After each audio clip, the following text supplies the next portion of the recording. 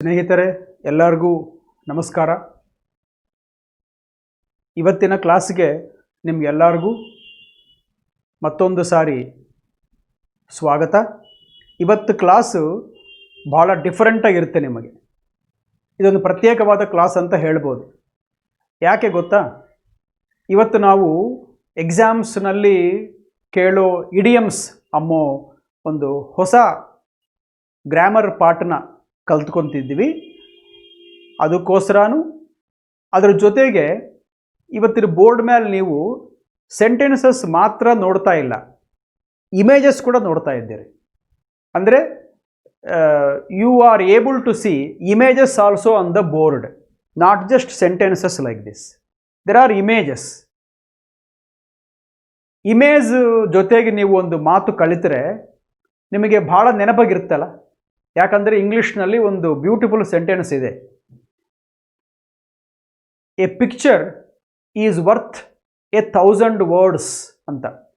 ಅಂದರೆ ಸಾವಿರಾರು ಪದಗಳು ಯಾವ ಕೆಲಸನ ಮಾಡಿತ್ತವೋ ಅಷ್ಟು ದೊಡ್ಡ ಕೆಲಸನ ಒಂದೇ ಒಂದು ಬೊಮ್ಮೆ, ಒಂದೇ ಒಂದು ಪಿಕ್ಚರು ಮಾಡಿಬಿಡುತ್ತೆ. ಒಂದು ಪಿಕ್ಚರ್ ಸಾಕು, ಅದು 1000 ವರ್ಡ್ಸ್ಗೆ ಈಕ್ವಲ್. ಅದಕ್ಕೋಸ್ಕರ ನಿಮಗೆ ಈ ಇಡಿಯಮ್ಸ್ ಚೆನ್ನಾಗಿ ನೆನಪಿಗಿರಬೇಕು, ಮನಸ್ಸಿನಲ್ಲಿ ಪ್ರಿಂಟ್ ಆಗಿಬಿಡಬೇಕು, ನೀವು ಯಾವಾಗೂ ಅದನ್ನು ಮರ್ತೋಗದಾಗ ಇರಬೇಕಂತ ಹೇಳಿ ಈ ಸಾರಿ ನಾನು ಈ ವಿಡಿಯೋದಲ್ಲಿ ನಿಮಗೆ 12 ಇಡಿಯಮ್ಸ್ನ ವಿತ್ 12 ಇಮೇಜಸ್ ತೊಗೊಂಡು ಬಂದಿದ್ದೇನೆ.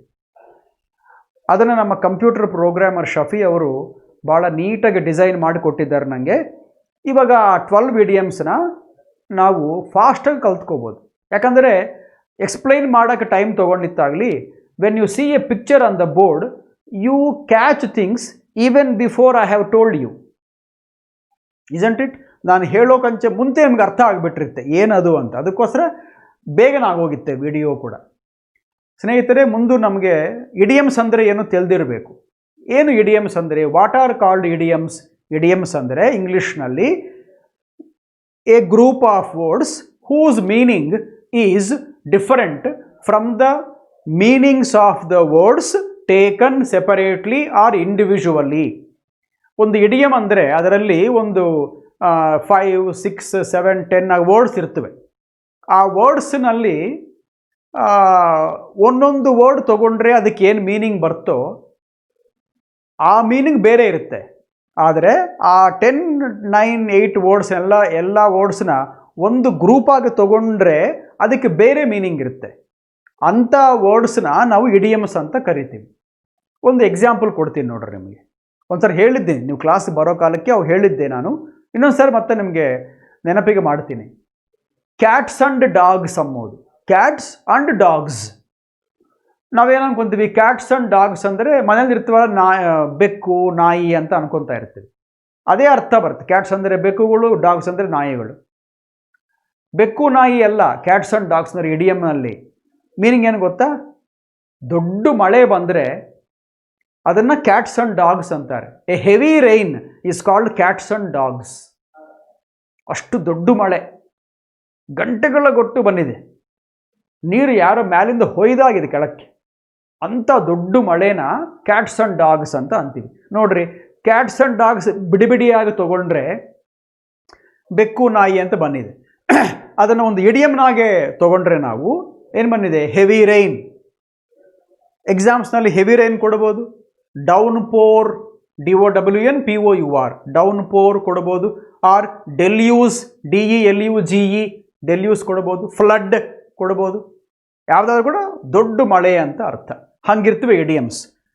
ಲೆಸನ್ನಾಗಿ ಹೋಗೋಣ. I finally repeat. Idioms are groups of words which give very special distinct meaning when taken as a unit, but different meanings when taken individually separately. ಬಿಡಿಬಿಡಿಯಾಗಿ ತೊಗೊಂಡ್ರೆ ಬೇರೆ ಅರ್ಥ, ಎಲ್ಲವುದನ್ನು ಒಂದು ಗ್ರೂಪಾಗಿ ಮಾಡಿ ತೊಗೊಂಡ್ರೆ ಅದು ಬೇರೆ ಅರ್ಥ. ಅದು ಹೊಸದಾಗೆ ಚೆನ್ನಾಗಿ ಇಂಟ್ರೆಸ್ಟಿಂಗ್ ಆಗಿರುತ್ತೆ ಆ ಅರ್ಥ. ನೀವೇ ನೋಡ್ತೀರಿ ನೋಡ್ರಿ. ಫಸ್ಟ್ ನೋಡು, burn the candle at both ends. ಇಲ್ಲಿ ನೋಡು, ಇಲ್ಲೇನಿದೆ ಅಂದರೆ ಕనుక ಕ್ಯಾಂಡಿಲ್ಗೆ ಈಚೆ ಕಡೆ ಸುಡ್ತಾ ಇದ್ದಾರೆ, ಇಲ್ಲಿ ಕೂಡ ಸುಡ್ತಾ ಇದ್ದಾರೆ. ಎರಡು ಕಡೆ ಸುಟ್ಟರೆ ಕ್ಯಾಂಡಿಲ್ನ ಅದು ಬೇಗನೆ ಸುಟ್ಟು ಹೋಗಿತ್ತಲ್ಲ. ಅಷ್ಟೇ ಅಲ್ಲ, ಒಂದು ಕಡೆ ಸುಟ್ಟರೆ 5 ನಿಮಿಷ ಬಂದಿದೆ ಕ್ಯಾಂಡಲ್, 2 ಕಡೆ ಸುಟ್ಟರೆ ನಿಮಿಷಕ್ಕೆಲ್ಲ ಸುಟ್ಟೋಗುತ್ತೆ. ಅಷ್ಟೇ ಅಲ್ಲ, ಹಾಗೆ ಯಾರನ್ನ ಲೇಟಾಗಿ ಮಲ್ಕೊಂತ ರಾತ್ರಿ ಹೊತ್ತು ಬೆಳಗ್ಗೆ ಮುಂಜಾನೆ ಭಾಳ ಬೇಗನೆ ಎದ್ದಾರೆ ಅಂದ್ಕೊಳ್ರಿ, ಭಾಳ ಬೇಗನ ನಿದ್ದೆ ಎದ್ದಿದ್ದಾರೆ.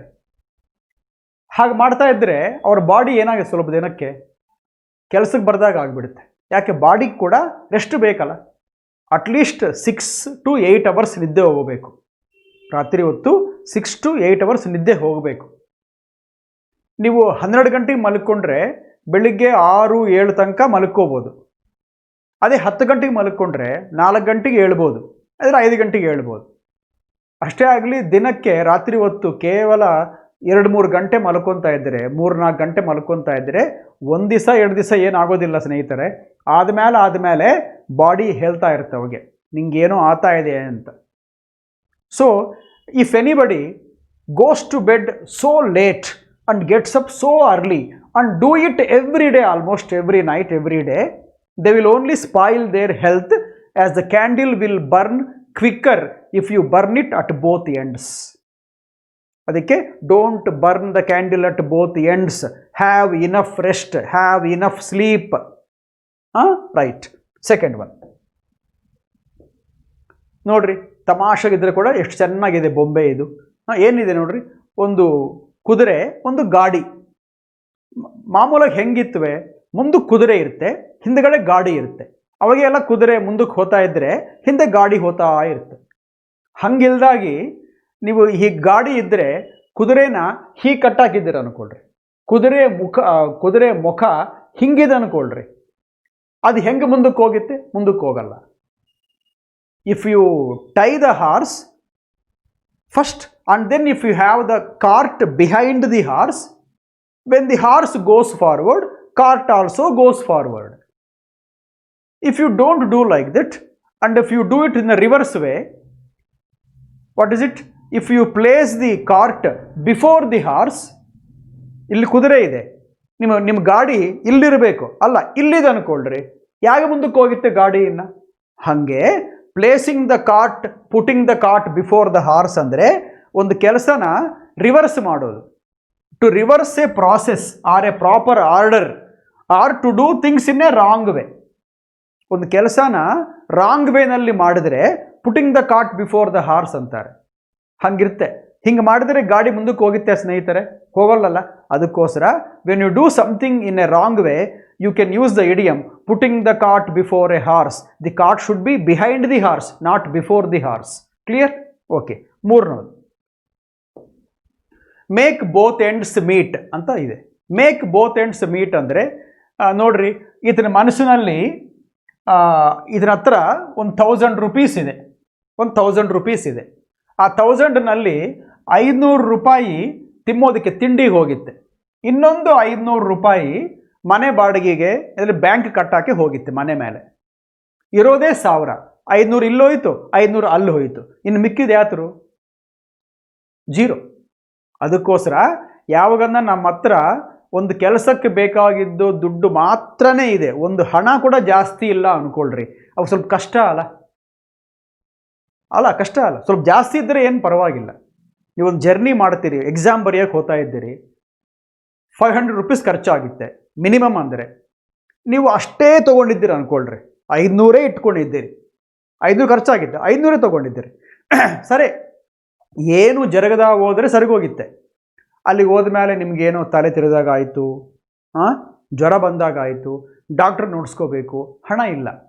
ಯಾಕೆ? ಸರಿಗೋಗಿತ್ತೆ, ಚಾರ್ಜಸ್ಗೆ ತಿಂಡಿಗೆ ಇಬ್ಬಂದಿ ಆಗಿತ್ತಲ್ಲ. ಅದಕ್ಕೋಸ್ಕರ ಭಾಳ ದುಡ್ಡನ್ನ ಮ್ಯಾನೇಜ್ ಮಾಡೋದು ಭಾಳ ಕಷ್ಟವಾದ ಪರಿಸ್ಥಿತಿನ ನಾವು ಮೇಕಿಂಗ್ ಬೋತ್ ಎಂಡ್ಸ್ ಮೀಟ್ ಅಂತಾರೆ. Just having money for the need, you don't have a single pie also more than that is difficult sometimes. ಅದಕ್ಕೋಸ್ಕರ ನೋಡ್ರಿ ಏನು ಮೀನಿಂಗ್ ಕೊಟ್ಟಿದ್ದೀನಿ, finding it difficult to manage money. ಮನಿನ ಮ್ಯಾನೇಜ್ ಮಾಡೋದಕ್ಕೆ ಕಷ್ಟ ಆಗಿದೆ. ಯಾಕೆ? ಸ್ವಲ್ಪ ಜಾಸ್ತಿ ಇರಬೇಕು ದುಡ್ಡು ಇದ್ದಾಗ, ಸ್ವಲ್ಪ ಫ್ರೀಡಮ್ ಇರುತ್ತೆ, ಧೈರ್ಯ ಇರುತ್ತೆ, ಪರವಾಗಿಲ್ಲ ಪಾಕೆಟ್ನಲ್ಲಿ ದುಡ್ಡಿವೆ, ಈ ಕೆಲಸ ಮಾಡ್ಬೋದು, ಅದಕ್ಕೆ ಕೊಡ್ಕೋಬೋದು ಅಂತ. ಇಲ್ಲ ಅಂತ ಗೊತ್ತಾದ ಮೇಲೆ ಭಯ ಆಗ್ತಾ ಇರುತ್ತೆ, ಇವಾಗ ಏನಾದರೂ ನಂಗೆ ಏನು ಸಂಗತಿ ಅಂತ. ಅದಕ್ಕೆ ನಾವು ಸೇವಿಂಗ್ಸ್ ಮಾಡ್ಕೊತಾ ಇರ್ತೀವಿ, ತಿಂಗಳು ಕೂಡ ಸೇವಿಂಗ್ಸ್ ಮಾಡ್ತಾ ಇರ್ತಾರೆ ನಮ್ಮ ದೊಡ್ಡವರೆಲ್ಲರೂ ಕೂಡ. ಯಾಕೆ? ಏನಾಗುತ್ತೋ ಏನೋ ಗೊತ್ತಿಲ್ಲ, ಯಾಕೆ ಕರೋನಾ ಬರ್ತೋ ಗೊತ್ತಿಲ್ಲ, ಯಾವ ಉದ್ಯೋಗ ಹೋಗಿತ್ತೋ ಗೊತ್ತಿಲ್ಲ, ಯಾವ ಫ್ಯಾಕ್ಟ್ರಿ ಮುಚ್ಚಿಬಿಡ್ತಾರೋ ಗೊತ್ತಿಲ್ಲ. ಅದಕ್ಕೊಂದು ದುಡ್ಡು ಇರಬೇಕು ಬ್ಯಾಂಕ್ನಲ್ಲಿ. ಇಷ್ಟು ಸಾಕು ಹೇಳಿ ಇವತ್ತಿಗೆ ಅಂದರೆ ನಾಳೆ. ಅದಕ್ಕೋಸ್ಕರ ಹ್ಯಾವಿಂಗ್ ಬೋತ್ ಎಂಡ್ಸ್ ಮೀಟ್ ಅಂದರೆ to have some money, just enough money, but it is not always safe. If you find it difficult to manage money, you are making both ends meet. It is a bit tough situation. You should have additional money also, right? Most people in India just make both ends meet. They don't have additional money. Hange, right? Fourth, put in cold storage. Put in cold storage. ನೋಡ್ರಿ, ಏನು ಇವನೇನು ಮಾಡ್ತಾ ಇದ್ದಾನೆ, ಕೆಲಸ ಮಾಡಿದಾಗಿ ಮಲ್ಕೊಂಡಿದ್ದಾನೆ desk ಮೇಲೆ ಆಫೀಸ್ನಲ್ಲಿ. ಇವನು ಕೆಲಸ ಮಾಡೋಕ್ಕೆ ಬಂದಾನೆ ಆಫೀಸ್ಗೆ, ಏನು ಮಾಡ್ತಾರೆ, ನಿದ್ದೆ ಹೋಗ್ತಾ ಇದ್ದಾನೆ, ಕೆಲಸ ಮಾಡ್ತಾ ಇಲ್ಲ. ಅಂದರೆ this fellow is postponing his work, or this man is not doing any work but sleeping on the desk in the office.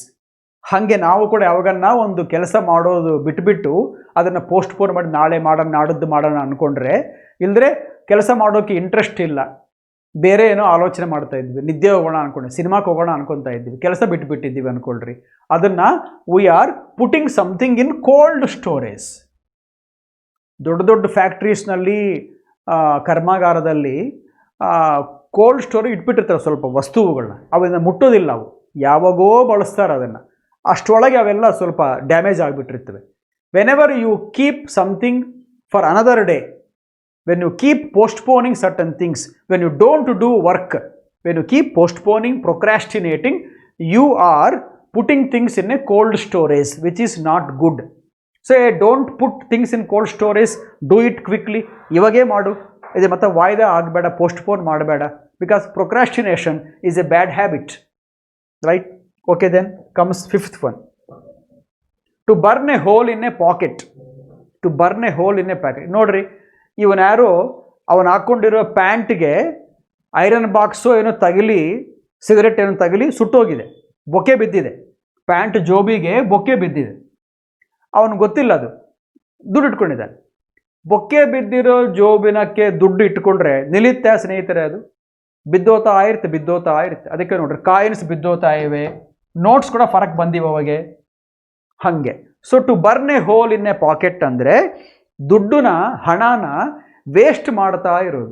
ಇಲ್ಲದ್ರೆ ಸ್ವಲ್ಪ ದುಡ್ಡು ಕೊಟ್ಟು ಇದನ್ನು 7 days 7 ದಿನಕ್ಕೆ ನೀವು ಇಟ್ಕೋಬೇಕು ಅಂದರೆ 3 ದಿನಕ್ಕೆಲ್ಲ ಖರ್ಚು ಮಾಡಿದ್ದೀವಿ ಅಂದ್ಕೊಳ್ರಿ, ಅದನ್ನು we have burnt a hole in a pocket ಅಂತಾರೆ. To spend money too quickly or to waste money on unnecessary things.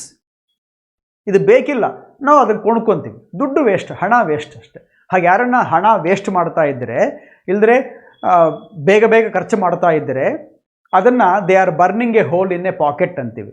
So we should not burn a hole in our pocket, we should save money and be very careful while spending the money. Clear? ನಾವು ಆರ್ನೋದು. To hold one's tongue, ಈಸಿಯಾಗಿ ಅರ್ಥ ಆಗ್ತಾ ಇದೆ ಬೊಂಬೆ ನೋಡಿದ ಮೇಲೆ. ಆ ಹುಡುಗಿ ಏನು ಮಾಡ್ತಾ ಇದ್ದಾಳೆ, ನಾಲಿಕೆನ ಗೆಟ್ಟಕ್ಕೆ ಹಿಡ್ಕೊಂಡಿದ್ದಾಳೆ. She is holding her tongue tightly. 2 ಬೆಟ್ಟಿಂದ ನಾಲ್ಕೇನು ಗೆಟ್ಟಕ್ಕೆ ಹಿಡ್ಕೊಂಡ್ರೆ ಮಾತಾಡೋಕ್ಕಾಗುತ್ತೆ? ಆಗೋದಿಲ್ಲ. ಅಂದರೆ ಅರ್ಥ ಏನಂದರೆ, ನೀವು ಒಂದು ಸಿಚುವೇಷನಲ್ಲಿ ಸುಮ್ಮನೆ ಇರಬೇಕು ಅಂದ್ಕೊಂಡಿದ್ದೀರಿ, ಸೈಲೆಂಟಾಗಿ ಇರಬೇಕು ಅಂದ್ಕೊಂಡಿದ್ದೀರಿ, ಮಾತಾಡೋಕ್ಕೆ ನಿಮ್ಗೆ ಇಷ್ಟ ಇಲ್ಲ ಆ ಸಿಚುವೇಷನ್ನಲ್ಲಿ. ಆವಾಗ see I don't want to talk, I hold my tongue, ಮಾತಾಡೋಲ್ಲ. So to remain silent or not to speak, or not to say anything. ಏನು ಮಾತಾಡದಾಗಿ, ಏನು ಹೇಳ್ದಾಗಿ, ಸುಮ್ಮನೆ ನಿಶ್ಶಬ್ದವಾಗಿದ್ದರೆ, ಸೈಲೆಂಟ್ ಆಗಿದ್ದರೆ ಹೋಲ್ಡಿಂಗ್ ಒನ್ಸ್ ಟಂಗ್. ಅದಕ್ಕೆ ಅಂತ ಇರ್ತಾರೆ, ಹೋಲ್ಡ್ ಯುವರ್ ಟಂಗ್ ಅಂತಾರೆ, ಅಂದರೆ ಬಾಯಿ ಮುಚ್ಚುಕೋ ಅಂತ ಅರ್ಥ, ಮಾತಾಡಬೇಡ ಅಂತ. Mind your language, hold your tongue. ಇನ್ನೊಂದಿದೆ ಲೂಸ್ ಟಂಗ್ ಅಂತ, ಇದಕ್ಕೆ ಆಪೋಸಿಟ್ ಅದು. ಲೂಸ್ ಟಂಗ್ ಅಂದರೆ ಏನು ಗೊತ್ತಾ, ಮಾತಾಡೋ ಕೆಲಸ ಇಲ್ಲ, ಮಾತಾಡ್ತಾ ಇರ್ತಾರೆ ಅಂತಾರಲ್ಲ, ಏನು ಸ್ಕ್ರೂ ಲೂಸಾ ಅಂತಾರಲ್ಲ, ಹಾಗೆ ಟಂಗ್ ಲೂಸಾ ನಿಂಗೆ ಅಂದರೆ ಏನು ಹಾಗೆ ಮಾತಾಡ್ತಾ ಇರ್ತಿ, ಕೆಲಸಕ್ಕೆ ಬರೆದ ಮಾತೆಲ್ಲ ಮಾತಾಡ್ತಾ ಇರುತ್ತೆ. ಅದಕ್ಕೋಸ್ಕರ ಹೋಲ್ಡ್ ಒನ್ಸ್ ಟಂಗ್ ಅಂದರೆ ಮೀನಿಂಗ್ ಬಂದು to remain silent, not to talk. 7ನೇದು, to upset an apple cart. To upset an apple cart ಅಂದರೆ ನೋಡ್ರಿ, ಒಳ್ಳೆ ಇಮೇಜ್ ಒಂದು. ಒಬ್ಬನು ಒಂದು ಗಾಡಿನಲ್ಲಿ ಆ್ಯಪಲ್ಸ್ ಎಲ್ಲ ಹಾಕ್ಕೊಂಡು ಹೋಗ್ತಾ ಇದ್ದಾನೆ. ದಾರಿನಲ್ಲಿ ಆ ಗಾಡಿ ಏನೋ ಒಂದು ಕಲ್ಲಿಗೆ ತಗಲಿದೇನೋ, ಅದೆಲ್ಲ ಅಪ್ಸೆಟ್ ಆಗಿಬಿಟ್ಟಿದೆ. ಗಾಡಿ ಕೆಳಗೆ ಬಿದ್ದಿದೆ. ಇದರಲ್ಲಿ ಸ್ವಲ್ಪ ಬೆಂಡ್ ಆಗಿದೆ. ಬೆಂಡ್ ಆದಾಗ ಆ್ಯಪಲ್ಸ್ ಎಲ್ಲ ಕೆಳಕ್ಕೆ ಬೀಳ್ತಾ ಇವೆ, ಎಲ್ಲ ಬಿದ್ದುಬಿಟ್ಟಿದೆ ನೆಲದ ಮೇಲೆ. ಮತ್ತೆ ಎಲ್ಲ ಆರಿಸ್ಕೋಬೇಕು ಅವನು. ಹಾಗೆ ಅಪ್ಸೆಟ್ಟಿಂಗ್ ಅಂದರೆ ಅದನ್ನು ಸ್ವಲ್ಪ ಚೆನ್ನಾಗಿ ಹೋಗ್ತಾ ಇರೋ ಗಾಡಿನ ಇದನ್ನು ಕಲ್ಲು ಏನನ್ನು ತಗಲಿ ಸ್ವಲ್ಪ ಹೀಗೆ ಬೆಂಡ್ ಆದರೆ ಎಲ್ಲ ಬೀಳುತ್ತವಲ್ಲ, ಅಪ್ಸೆಟ್ ಆಗಿದೆ. ರೈಟ್ ಆರ್ಡರ್ ಒಂದು ಅಪ್ಸೆಟ್ ಆಗಿದೆ. ಅದಕ್ಕೋಸ್ಕರ to spoil someone's plans or to cause CAUSE, to cause troubles. ಅಂದರೆ ನನ್ನ ಪ್ಲ್ಯಾನ್ ಹಾಕ್ಕೊಂಡಿದ್ದೀನಿ, ಹಿಂಗೆ ಮಾಡಬೇಕು ಅಂತ. ಇದು ಯಾರೋ ತಿಳ್ಕೊಂಡು ನನ್ನ ಪ್ಲ್ಯಾನ್ಸ್ ಎಲ್ಲ ಡ್ಯಾಮೇಜ್ ಮಾಡಿದ್ದಾರೆ ಅಂದ್ಕೊಳ್ರಿ. They have upset my apple cart. ಇನ್ನೊಬ್ಬರೇನೋ ಕೆಲಸ ಮಾಡ್ಬೇಕು ಅಂದ್ಕೊಂಡಿದ್ದರು, ಬೇರೆಯವರು ಅವ್ರ ಪ್ಲ್ಯಾನ್ಸ್ ಎಲ್ಲ ಡ್ಯಾಮೇಜ್ ಮಾಡಿದ್ದಾರೆ ಅಂದ್ಕೊಳ್ರಿ. They have upset their apple cart. ಹಾಗೆ ಅದಕ್ಕೋಸ್ಕರ ಆ್ಯಪಲ್ ಕಾರ್ಟ್ ಅಂದರೆ ಬೇರೆಯವರ ಪ್ಲ್ಯಾನ್ಸ್ನ ನಾವು ತಿಳ್ಕೊಂಡು ಮುಂದೆ ಡ್ಯಾಮೇಜ್ ಮಾಡಿದರೆ, ಒಳ್ಳೆ ಪ್ಲ್ಯಾನ್ಸ್ನ ನಾವು ಡ್ಯಾಮೇಜ್ ಮಾಡಿದರೆ we have upset their apple cart ಅಂತ ಅಂತಾರೆ. ಅವು ಅವರಿಗೆ ಟ್ರಬಲ್ ಬರುತ್ತೆ ಅವ್ರಿಗೆ. Because we have caused this upsetting in the apple cart. ನಾವು they have to again pick all those apples and go late. ಅದಕ್ಕೋಸ್ಕರ ಪ್ಲ್ಯಾನ್ಸ್ನ ಡೆಸ್ಟ್ರಾಯ್ ಮಾಡೋದು, ಪ್ಲ್ಯಾನ್ಸ್ನ ಡ್ಯಾಮೇಜ್ ಮಾಡೋದನ್ನು upsetting some one's apple cart ಅಂತ ಅಂತಾರೆ. Right. 8 to call the shots. ನೋಡ್ರಿ, ಇಲ್ಲಿ 4 ಜನ ಕಲ್ತ್ಕೊಂಡು ಕಷ್ಟಪಡ್ತಾ ಒಬ್ಬನ್ನ ಹೊತ್ಕೊಂಡು ಹೋಗ್ತಾ ಇದ್ದಾರೆ. ಮಾಮೂಲಾಗೆ ನಮ್ಮ ದೇಶದಲ್ಲಿ 4 ಜನ ಹೊತ್ಕೊಂಡು ಹೋದರೆ ಅದು ಸಾವು ಅನ್ಕೊತೀವಿ. ಅವನು ಸತ್ತಿಲ್ಲ, ಚೆನ್ನಾಗಿ ಕುತ್ಕೊಂಡಿದ್ದಾನೆ. ಅವನು ಚೆನ್ನಾಗೆ ಕಿಂಗ್ ಥರ ಕುತ್ಕೊಂಡಿದ್ದಾನೆ ಮೇಲೆ. ಅವನು ಕುರ್ಚಿ ಮೇಲೆ ಕುತ್ಕೊಂಡಿದ್ದಾನೆ ಇನ್ನು. ಅಂದರೆ this fellow is dominating the 4. ಈ 4 ಜನ ಸರ್ವೆಂಟ್ಸ್ ಥರ, ಸ್ಲೇವ್ಸ್ ಥರ ಬಾನಿಸರಾಗಿ ಅವನ್ನ ಹೊತ್ಕೊಂಡು ಹೋಗ್ತಾ ಇದ್ದಾರೆ. ಅವನು ಈ 4 ಜನನ ಕಂಟ್ರೋಲ್ ಮಾಡ್ತಾ ಇದ್ದಾನೆ. ಹಾಗಿದೆಲ್ಲ ಇಮೇಜ್, ಅದೇ ಮೀನಿಂಗ್ ಕೂಡ. ನೋಡ್ರಿ, to dominate or to control things. ಯಾರನ್ನ ಒಬ್ಬನು ಬೇರೆಯವರನ್ನು ಡಾಮಿನೇಟ್ ಮಾಡ್ತಾ ಇದ್ದರೆ, ಮನೆಯಲ್ಲಾಗಲಿ, ಆಫೀಸ್ನಲ್ಲಾಗಲಿ, ಬ್ಯಾಂಕ್ನ ಎಲ್ಲೋ ಕಾಲೇಜ್ನಲ್ಲಿ ಒಬ್ಬನು ಎಲ್ಲರನ್ನ ಡಾಮಿನೇಟ್ ಮಾಡ್ತಾ ಇದ್ದರೆ ಅವಾಗ ಅಂತಾರೆ he calls shorts in the family, he calls shorts in the office. ಎಲ್ಲರೂ ಅವನು ಭಯ ಬೀಳ್ತಾರೆ, ಎಲ್ಲರೂ ಎಸ್ ಬಾಸ್ ಅಂತಾರೆ, ಅಷ್ಟು ಭಯ ಅವನಂದರೆ. He calls the shots. ಅರ್ಥವಾಯಿತು? To dominate somebody or to control things in some place. Do you call shots in your family? Sometimes you call shots. Mostly father calls shots. Nowadays children call shots because they won't care parents' words. They call shots. Most children, not all. Okay. Then comes the 9th one. Under the thumb. Almost 8th ಅಂತದ ಇದು ಕೂಡ. ನೋಡ್ರಿ, ಇಲ್ಲಿ ಯಾರೋ ಬಾಕಿ ಇವನ್ನ ಹಾಗೆ ಹೀಗೆ ಕಂಟ್ರೋಲ್ ಮಾಡ್ತಾ ಇದ್ದಾಳೆ. ಹೆಬ್ಬೆಟ್ಟಿಂದ ಅವನ್ನ ಕೆಳಕ್ಕೆ ಒತ್ತುತ್ತಾ ಇದ್ದಾಳೆ. ಅಂದರೆ ಇವನಿಗೆ ಎಷ್ಟು ವೀಕ್ ಅಂದರೆ ಅವಳ ಹೆಬ್ಬೆಟ್ಟು ಕೆಳಗೆ ಇವನು ಕ್ರಶ್ ಆಗಿಬಿಡ್ತಾನೆ. ಅಷ್ಟು ವೀಕ್ ಇವನು. ಅವಳು ಅಷ್ಟು ಸ್ಟ್ರಾಂಗ್, ದೆವ್ವ ಇದ್ದಾಗಿದ್ದು ಮೇಲೆ. ನೋಡ್ರಿ, ಇವನು ಸಣ್ಣಕ್ಕಿದ್ದಾನೆ, ಎಲ್ಲೋ ಇಲಿ ಥರ ಇದ್ದಾನೆ. ಅದಕ್ಕೋಸ್ಕರ ಅಂಡರ್ ದ ಥಂಬ್ ಅಂದರೆ ಹೆಬ್ಬೆಟ್ಟು. ಥಂಬ್ ಫಿಂಗರ್ ಅಂತಾರೆ ಇದನ್ನು. ಸೊ ಅಂಡರ್ ದ ಥಂಬ್ ಅಂದರೆ to maintain authority, to dominate. ಇವಾಗ ಡಾಮಿನೇಟ್ ಮಾಡ್ತಾ ಇರೋದು ಇವಳೇ ಅಲ್ಲ, ಮಾಡ್ತಾ ಇರೋದು ಯಾರನ್ನ?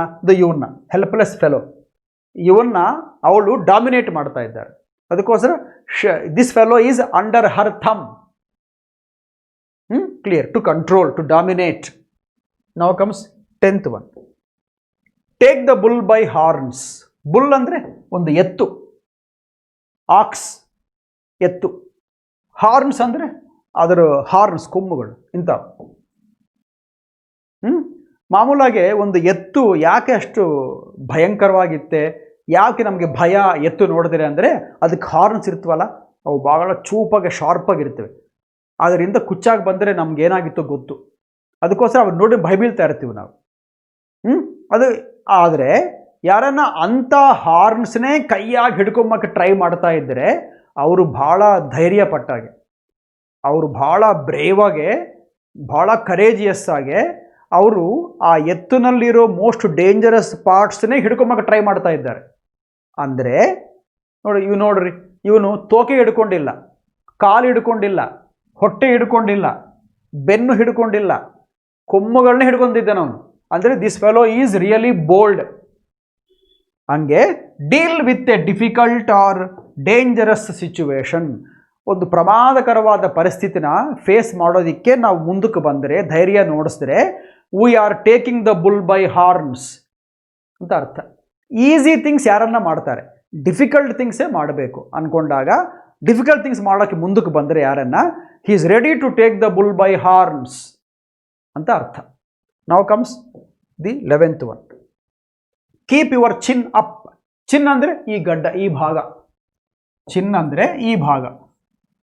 ಇದು ಮಾಮೂಲಾಗಿ ನಾವು ಚಿನ್ನ ಯಾವಾಗ ಮೇಲಕ್ಕೆ ಅಂತೀವಿ ಹೀಗೆ, when we are very confident, when we are not guilty, when we have done something right, when we know certain thing clearly, then we will be confident. ಆದರೆ ನಾವು ತಪ್ಪು ಮಾಡಿದ್ರೆ, ಗಿಲ್ಟಿ ಫೀಲ್ ಆಗ್ತಾ ಇದ್ದರೆ, ತಲೆ ಬೊಗಿಸ್ಕೊತೀವಲ್ಲ, ತಲೆ ಎತ್ತಿದ್ದೀವಿ ಅಂದರೆ we are okay, we are confident, we are all right, we know right things, we have done right things ಅಂತ. కాబట్టి ಅದಕ್ಕೋಸ್ಕರ to keep one's chin up ಅಂದರೆ to be very positive in a tough situation, to be very optimistic, to be very positive, to be very confident in a difficult situation or a tough situation. ಒಂದು ಕಷ್ಟವಾದ ಪರಿಸ್ಥಿತಿನಲ್ಲಿ ನಾವು confident ಆಗಿದ್ದರೆ we are having hour chin up. So to keep our chin up is always a good quality because it reflects your positive set of mind. Clear? The last one. Call a spade a spade. Spade ಅಂದರೆ ಎರಡು meanings ಇವೆ. ಒಂದೇನೋ speed ಅಂದರೆ ನಾವು ಹೊಲದಲ್ಲಿ ತೋಟದಲ್ಲಿ ಕೆಲಸ ಮಾಡೋ ಕಾಲಕ್ಕೆ ಮಣ್ಣು ಎತ್ತಾಕ್ತೀವಲ್ಲ, ಅಗಿತೀವಿ, ಮಣ್ಣು ಪಕ್ಕಿ ಎತ್ತಾಕ್ತೀವಿ.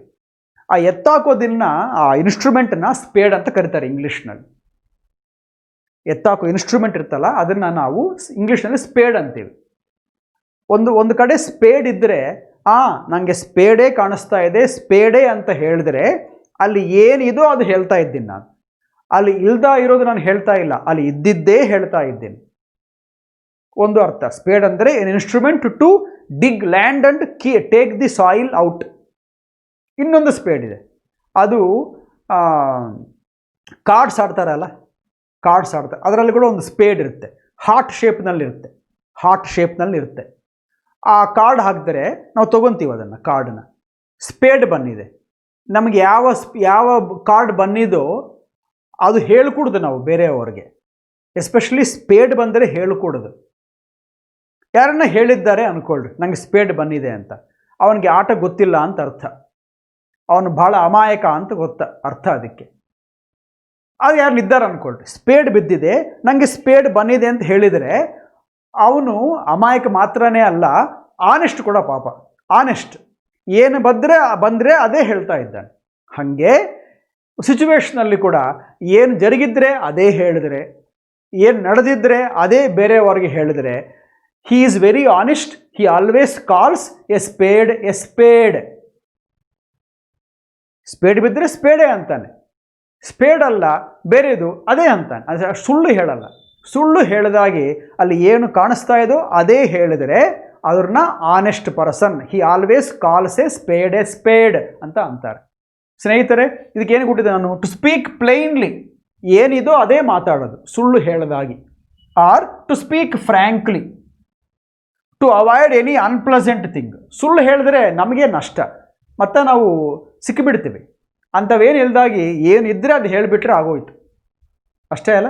ಆದರೆ ನಿಮ್ಮ ಸೀಕ್ರೆಟ್ಸು, ನಿಮ್ಮ ಡಿಫೆಕ್ಟ್ಸು ನಿಮ್ಮ ಫ್ರೆಂಡ್ಸ್ ಕೂಡ ಹೇಳಿಕೊಡೋದು. ದೇವರಿಗೆ ಮಾತ್ರ ಹೇಳ್ಕೋಬೇಕು ಅದನ್ನು, ನನಗೆ ಬಿಟ್ಕೊಳ್ರಿ. ಅದಕ್ಕೋಸ್ಕರ to speak plainly or frankly ಅಂತ ಹೇಳಿದ್ದಾರೆ ಅಂತ ಹೇಳಿ ಎಲ್ಲ ಹೇಳ್ಕೊಡೋದು ನಿಮ್ಮ ಫ್ರೆಂಡ್ಸ್ಗೆ ಎಲ್ಲರಿಗೂ. Even sometimes even best friends also cheat you. ಅದಕ್ಕೋಸ್ಕರ ದೇವರಿಗೆ ಹೇಳ್ಕೋಬೇಕು, ಇದ್ರೆ ಒಂದು ಋಷಿ ಅಂತ ಮನುಷ್ಯನಿಗೆ ಹೇಳ್ಕೋಬೇಕು. ಎಲ್ಲರಿಗೂ ಹೇಳ್ಕೊಡೋದು, ಬಾಯಿ ಇದಲ್ಲ ಅಂತ. We should hold our tongue. Clear? Okay, ಇವಾಗ ನೋಡ್ರಿ, call a spade a spade. ನಾನೇನು ಹೇಳಿದ್ದೀನಿ? ಪ್ಲೈನ್ಲಿ, ಫ್ರ್ಯಾಂಕ್ಲಿ ಅಂತ ಹೇಳಿದ್ದೀನಿ. ಎಕ್ಸಾಮ್ಸ್ನಲ್ಲಿ ಕೊಟ್ಟಿಲ್ಲ ಇವು. ಅವಾಗ ಏನು ಕೊಟ್ಟಿರ್ತಾರೆ ಗೊತ್ತಾ? ಇವು ಕೊಟ್ಟಿರ್ತಾರೆ, ಕ್ಯಾಂಡಿಡ್ಲಿ ಅಂತ ಕೊಟ್ಟಿರ್ಬೋದು, ಇಲ್ಲದ್ರೆ ಔಟ್ ಸ್ಪೋಕನ್ಲಿ, ಆನೆಸ್ಟ್ಲಿ ಅಂತ ಕೊಟ್ಟಿರ್ಬೋದು. ಇವೆಲ್ಲ ಕೂಡ ಆನ್ಸರ್ಸೇ. ಯಾವುದಕ್ಕೆ? ಪ್ಲೈನ್ಲಿ, ಫ್ರ್ಯಾಂಕ್ಲಿ ಇದ್ದಾಗ ಇವೆಲ್ಲ ಕೂಡ. ಅದಕ್ಕೆ ಸ್ನೇಹಿತರೆ, ಕಾಲ್ ಎ ಸ್ಪೇಡ್ ಅಂದರೆ to speak candidly, to speak outspokenly, like to be outspoken, or to be honest, like ಅಂದರೆ to speak honestly, to speak plainly, to speak frankly ಅಂತ ಅರ್ಥ ಬರ್ತವೆ. ಈ 12 ಇಡಿಯಮ್ಸು ನೀವು ಚೆನ್ನಾಗಿ ಇನ್ನೊಂದು ಸಾರಿ ವಿಡಿಯೋ ನೋಡಿರಿ, ಇನ್ನೂ ನಿಮಗೆ ಅರ್ಥ ಆಗುತ್ತೆ. I think today you have enjoyed this class a lot, because images ಇವೆ, ಫಾಸ್ಟ್ ಕೆಲಸ ನಡೆದಿದೆ, 12 ಕಲ್ತಿದ್ದೀರಿ, ಆ 12 ಇಂಪಾರ್ಟೆಂಟೇ. ಇನ್ನು ಸ್ವಲ್ಪ ಇಂಟ್ರೆಸ್ಟಿಂಗ್ ಫೀಚರ್ಸಿಂದ ನಾನು ಮತ್ತೆ ನಿಮ್ಮನ್ನು ಕಳಿತೀನಿ. ಅಷ್ಟವರೆಗೂ ಎಲ್ಲರಿಗೂ ಕೂಡ my heart felt good wishes, and at the same time I wish you a very happy, enjoyable time.